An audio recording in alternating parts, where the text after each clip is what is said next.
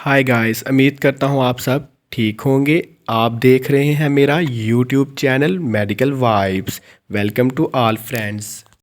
अगर ये आपको मेरी वीडियो अच्छी लगे तो इसको लाइक करें, शेयर करें और अगर आपने अभी तक मेरा यूट्यूब चैनल सब्सक्राइब नहीं किया तो प्लीज़ इसे सब्सक्राइब करें और मुझे कमेंट्स में ज़रूर बताइएगा कि ये आपको वीडियो कैसी लगी और इस वीडियो को लास्ट तक लाजमी देखिएगा।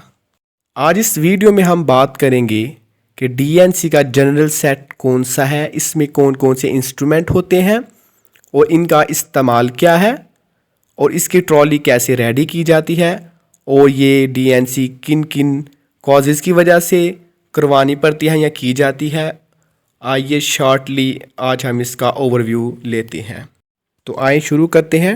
डीएनसी डीएनसी का मतलब डायलेशन एंड क्यूरेटेज है, यानी कि इसमें डायलेटर्स इस्तेमाल होते हैं और क्यूरेट इस्तेमाल होते हैं। और ये हैवी ब्लीडिंग होती हो या मिसकैरेज हो या अबॉर्शन वगैरह हो तो फिर ये प्रोसीजर किया जाता है। यानी हम कह सकते हैं ये ऐसा प्रोसीजर है जिसमें यूट्रस के अंदर वाले टिश्यू को गैर ज़रूरी को रिमूव किया जाता है, ये जैसे कि यूट्रस की सफाई की जाती है।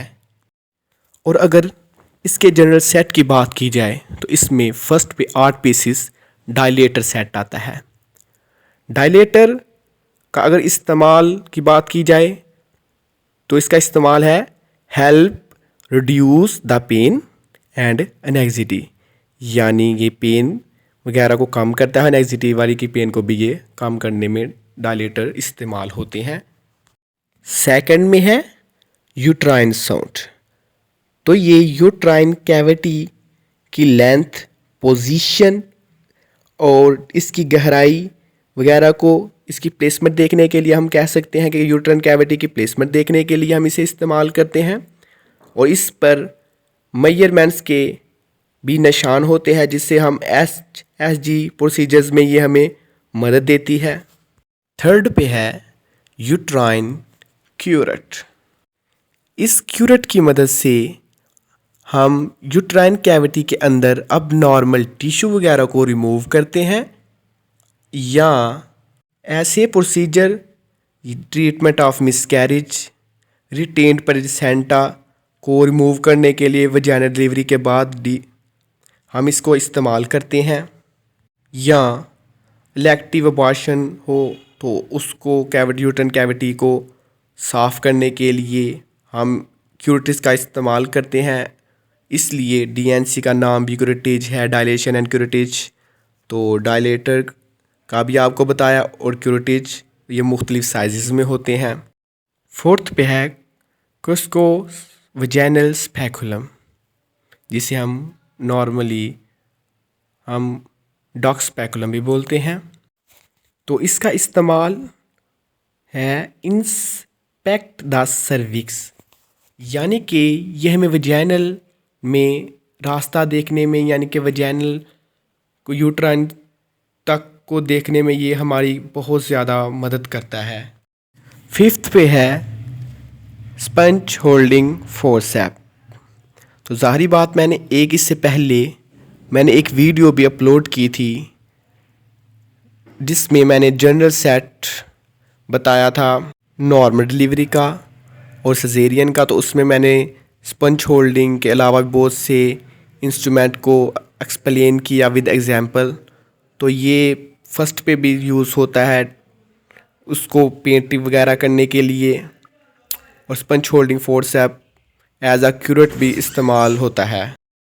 ये है जी ओवम फोर्सेप, और इसका ये इस्तेमाल देखें तो ये ग्रैस्पिंग करने में और यूट्राइन कैविटी के अंदर टिश्यू को रिमूव करने में मदद देता है। और इसके अलावा ये सजेरियन में, हिस्टेक्टोमी में यूट्राइन को रिपेयर करने में बहुत ही मदद देता है।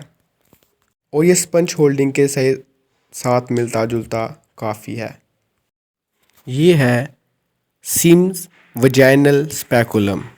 तो ये पोस्टीरियर वजाइनल वॉल को रिट्रैक्ट करने में मदद देता है ताकि अंदर से जो ब्लीडिंग है या कोई भी ड्रेनिंग आप कर रहे हैं, एक्सक्रीशन है, तो वो आसानी से बाहर आ जाए, वाल्स वगैरह को ना लगे और वो एरिया ड्राई रहे। ये है वल्सुलम फॉर्सेप। तो ये स्लिपरी टिश्यू को पकड़ने के लिए यूज़ होता है। तो ये एलिस फॉर्सेप से बहुत ही मिलता जुलता है। और डीएनसी की ट्रॉली लगाने का मेथड ये है कि इस किसी ट्रॉली को एंटीसेप्टिक सॉल्यूशन से वॉश करें, स्टरलाइज्ड ड्रॉ शीट डालें और उसके ऊपर ये इंस्ट्रूमेंट जो कि जनरल सेट है वो लगाएं और जो ज़रूरत की चीज़ें वगैरह हैं, गोंद वगैरह, ग्लास, वो डालें। और हमेशा याद रखें प्रोसीजर के दौरान जो भी चीज़ यूज़ करनी है वो हमेशा स्टरलाइज हो।